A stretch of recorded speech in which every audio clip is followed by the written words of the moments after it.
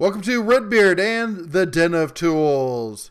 Howdy ho, guys and gals, it's Red, your friendly neighborhood tool bear, back again here in the Den of Tools. Well, not exactly the den, we're here in the old tool store. Actually, this is an old Orchard Supply. I figured it's appropriate since Lowe's is shutting them down. Sad times for Orchard. But anyway, we're here to talk about one of my favorite subjects, or at least the ones that people like to accuse the bear of, and that is that I'm an anti-DeWALT person, and I'm here to tell you, yep, DeWALT sucks.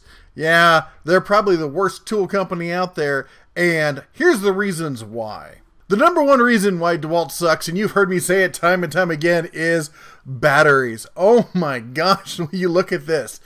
A 2-pack of 3 amp hour batteries for only $150. Oh my gosh. They're nuts.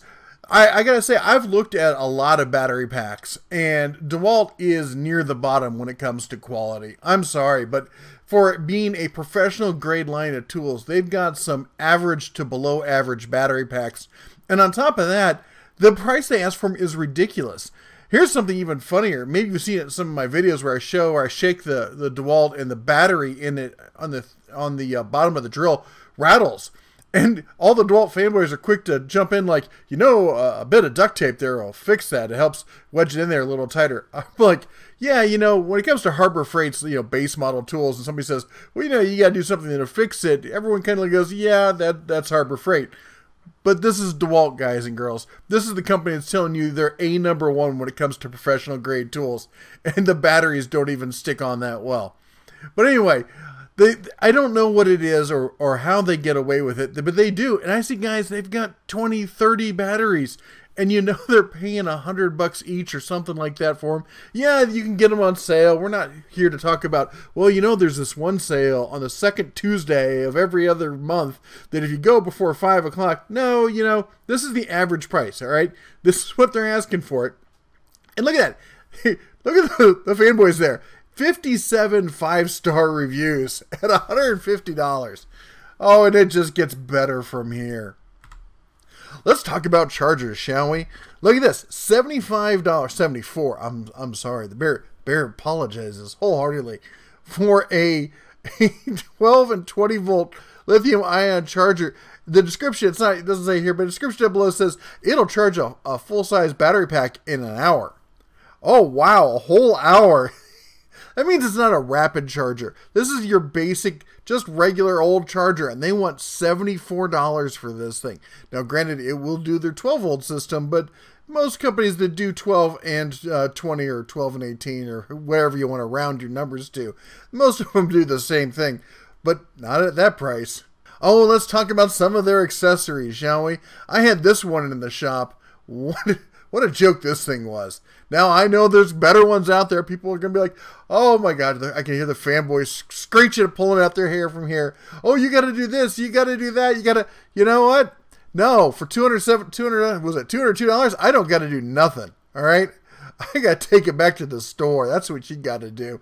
This thing was ridiculous. It was about the flimsiest thing I'd ever tried. If you read the reviews on it, there's a whole bunch of comments. Now, on this site, this is Home Depot, 113 5-star reviews. Yeah, go online and read the reviews about the people who had the saw, where the miter saw just fell off the back of it because it didn't clamp down correctly. It's a thing. It happens all the time with these. And on top of that, those end stops there, boy, those are the jankiest things I've ever seen. Just tightening those things down, I cracked one of them just using my bare hands. It was, you know, for a top-of-the-line professional tool, that's not supposed to happen, all right? If this was a Ryobi, I'd kind of be like, well, you know, I only paid $90 for it. This is a $80 to $70 tool all day long. But no, because it's black and yellow, there's fools out there, 113 of them here, who not only paid $202, but were happy enough with it to give a 5-star review. Oh, and let's talk about their drills, shall we?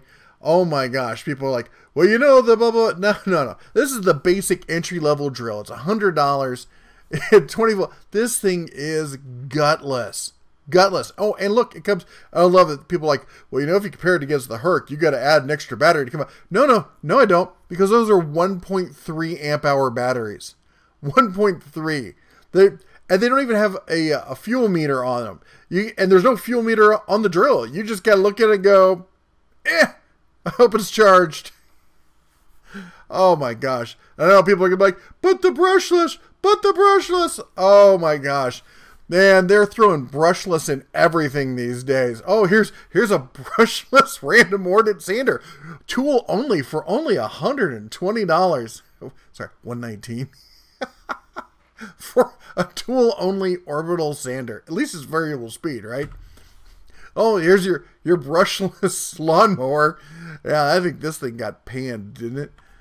Oh, you know, they're throwing, for those of you who are old enough to remember, it's kind of like turbo back in the days when all the cars were getting turbocharged, and they were putting turbo on everything as a marketing thing to try and sell it. I'm pretty sure we're going to see something like this next from them.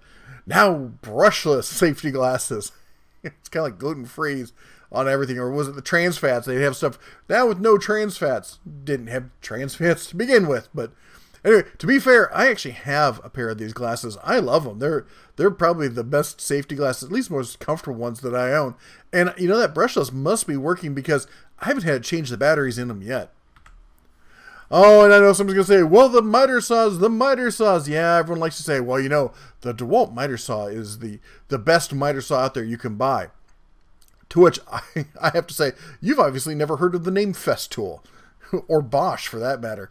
Now, there's a bunch of other saws out there that are better than this, but as far as contract grade, what you're going to see on the job site, this is probably the best-selling saw that's out there.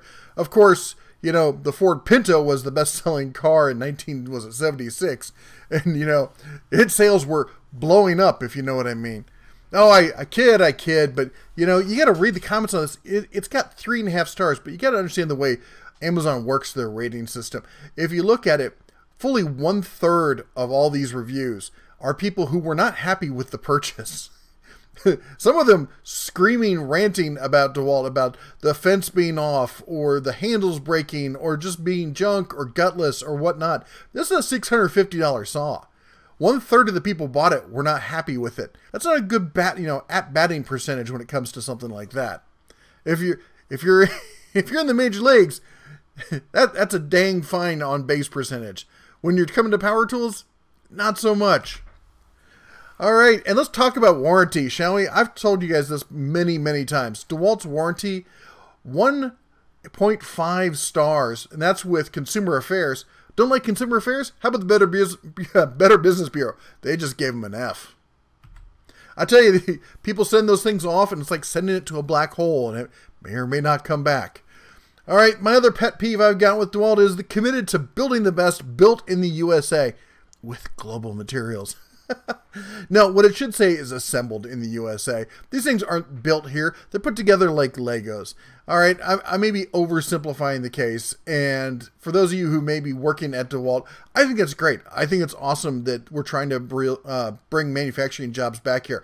Nobody wants to see that more than the bear here, but I wanted to be honest and upfront about it, because if you don't think that's misleading, just go down and look in the comments and see how many people rile off with, well, you know, they're actually built in the USA. They are. Go through any of my other videos. Inevitably, there's a dozen or so fanboys claiming that they're actually built here, you know. No, they're not. They're assembled here with parts actually made overseas. When the entire thing is built here, that's when it's built in the USA. Oh, and 12-volt tools. I'll be honest, I had not paid much attention to DeWalt's 12-volt line. You know, you see Milwaukee out there, and they're leading the pack. And oh, Milwaukee fanboys, don't worry. The video for you guys is coming soon. But, boy, so many Milwaukee fanboys were just screaming mad and didn't watch till the end of the video where I said, oh, yeah, and you want to buy the Milwaukee 12-volt right now. Go figure. But anyway, yeah, this is DeWalt's line. Pretty much all of it of 12-volt tools. As you can see in the testing, they definitely came in 3rd out of 3. And I went to look and see, well, maybe they've got a nice big line of 12-volt tools. Yeah, not so much. I think the only thing that they have currently that's not listed here is a radio. But let's talk about Fanboys. This is one of the best reasons, probably my biggest reasons for hating on DeWalt, is DeWalt Fanboys. What they do is they talk about DeWalt in such a way like, well, you know, they've been around for over 100 years making power tools. Yes and no, because you see, DeWalt never made handheld power tools. They made these. That's a RAS, or radial arm saw. That's how they made their bones. That's pretty much 99% of their company up until 1980 something. They got sold to Black & Decker in the 60s, or at least 1960, I think. And then Black & Decker sold off the radial arm saw division, which was DeWalt, in the late 80s to two of the top guys in that division who promptly killed it because they didn't know how to run a company. Anyway, then it lay dormant for 3 years until 3 or 4 years. Then they revived it by painting their professional line of Black & Decker tools black and yellow and calling them DeWalt. In fact, do you know how they got from here to there on that? They commissioned a study done by an Harvard MBA grad. I think it was Harvard. Anyway, one of these, nitwits in a suit who was a marketing sleazeball to come up with a way that they could pander to tool guys. In fact, here's the proof. This is the marketing study. I actually found it. Competitive analysis. Black & Decker makes a good popcorn popper, and my wife loves her dustbuster, but I'm out here trying to make a living. Quote unquote, Bob the Builder. All right, okay, that part's a joke. Okay, and here was their analysis of their brand perception. Now remember, this was done in, This was done in 1990, okay? So you got Makita and Milwaukee all the way at the top. You got Bosch, Hitachi, Porter Cable, and Panasonic just underneath them. Now this is before Black & Decker got their hooks into Porter Cable. This is back when Porter Cable was, Porter Cable. Then you saw Black & Decker, Ryobi, Skill, and Craftsman. Craftsman didn't have the best power tools. Skill was, Skill. Ryobi, this was before they got into their lithium ion stuff and the One Plus branded models where they really, got into their own. And then you had Win down at the bottom. I love their slogan. Remember when? Remember when we were the lowest perceived tool below Skill and Black & Decker? And here's the competitive analysis. You got your professional grade tools, Hitachi and Makita, Milwaukee, and then Black & Decker is seen over in the consumer grade tool, and they're saying this due to its coloration, because all the cheap tools have this really kind of neutral color, and the expensive tools have this brighter, color that stands out and such. I should point out that this is a rehash of the original review. And this is their situational review. And the important part here is down here in the second bullet point, the bottom of the second bullet point, which is permeation of Black & Decker in the consumer segment has tarnished the brand perception in the professional segment. And that is, in making cheap tools, they've lost the viewpoint that they can make good tools. Doesn't mean that they can't. I've got some of their pro tools that are from, I think, the 70s or early 80s. It's a beast. It still runs fine.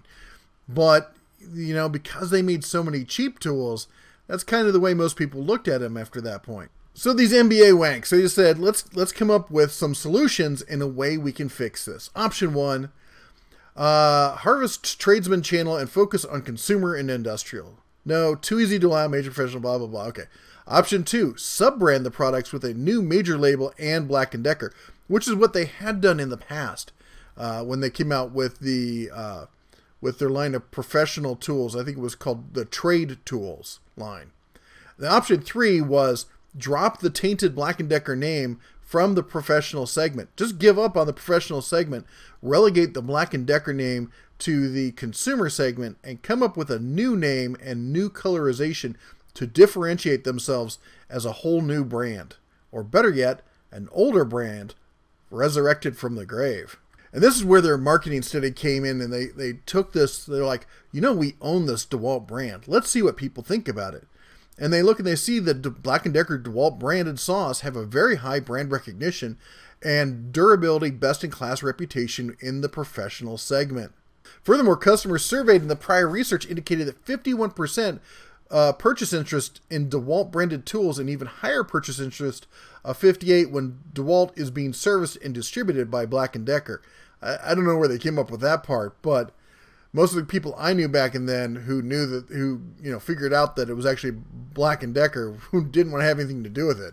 Then they get into their color choices, because, this is what's important. But you know what? Marketing, it's hard to say at this point that it didn't work, is it? And this is where they came up with yellow, highly visible, enhances concentration, and symbolizes energy. And they only had so many choices. Red was Milwaukee, green was Hitachi, teal was Makita, turquoise, too similar to Makita, purple doesn't fit the target consumer, pink doesn't fit the target consumer, magenta, really? Do we even have to talk about magenta? And gray was consumer tools. So their choice was either yellow or orange, and we know who's running with orange these days, don't we? Well, and that was their official recommendation, was to proceed with option 3. Change over, use the DeWalt branded name to rebrand all the professional grade tools from Black & Decker, and to utilize quote-unquote construction yellow as the brand color for DeWalt tools. And that's how we got what we have today. You've been had, you've been took, you've been hoodwinked, bamboozled. And the reason I say this is not to say that all this was a bit tongue-in-cheek. I mean, a lot of it was true. Well, most of it was true. But the fact of the matter is, I don't hate on DeWalt. I don't hate on DeWalt at all. DeWalt's got some really great tools. I was turned on to this one here by a guy I met the other day. All the guys I sold my toolbox to, or my tool cart. And he works down at one of the casinos, and he was telling me about his favorite tool. I actually hadn't heard about it. This is one of those electric screwdrivers. It's a 4-volt system, I think, or it's an 8-volt system. This is the one that can also rotate into a pistol grip, or you can have it in the straight, version here. But it's also got a built-in gyroscope, which means the amount of pressure you give and the direction it goes is based on how you twist it. Which, when you're lying upside down, backwards, in an air vent trying to fix some HVAC stuff, I could see a real use for that. In the shop, where I am, probably not so much. But, that makes sense as a specialty tool. And honestly, that's where I see a lot of DeWalt making some really good quality stuff. They make some really great high-end trade-specific tools. And you know what? Their other high-end general-purpose tools are good as well. Their upper-end brushless drills and impacts, they're fabulous. There's nothing wrong with them, other than the stupidly expensive batteries that they use. But that's the thing here. This wasn't really to bash a DeWalt so much as to give some people a reality check that just because it's black and yellow doesn't mean it's gold. All right? You got to stop being a fanboy and start looking at what tools are good and what tools aren't good. Yeah, I'm a fan of Harbor Freight stuff, but I'm a fan because they earned it, not because I've decided it's my team. All right? I'm a fan of the Golden Knights, win or lose, because I live here. And I adopted them. It's our adopted hometown now as my kids are growing up here. So, they're excited about the Golden Knights. They play hockey the same place the Golden Knights practice. So I cheer for the Golden Knights. I grew up as a Chicago Blackhawks fan, I'm from the Midwest. That's what you do.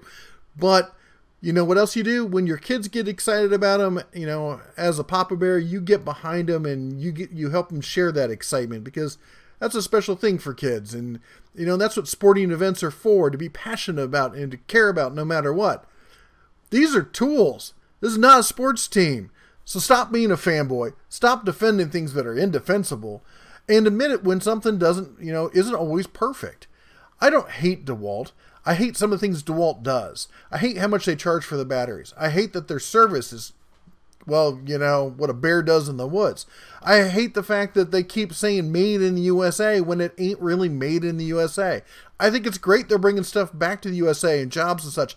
I want to see more of it. But I'm not going to sit there and listen to people say, well, I'm going to buy it because it's made in the USA and the other stuff isn't. No, a lot of the other stuff actually is. In fact, a lot of it's even more so made in the US. I know Milwaukee has a plant or two in the US, but you don't see them walking around shouting made in the USA, because to them, they know it's not. Anyway, if you like this video here and you'd like to see a series of me trouncing other brands out there, put a like on there. Maybe give the video a share. Send it to your best buddy who's a DeWalt fanboy and watch him rip his hair out while he plots of ways to turn the bear hair into a rug. Anyway, use your head, be smart, and as always, shine on.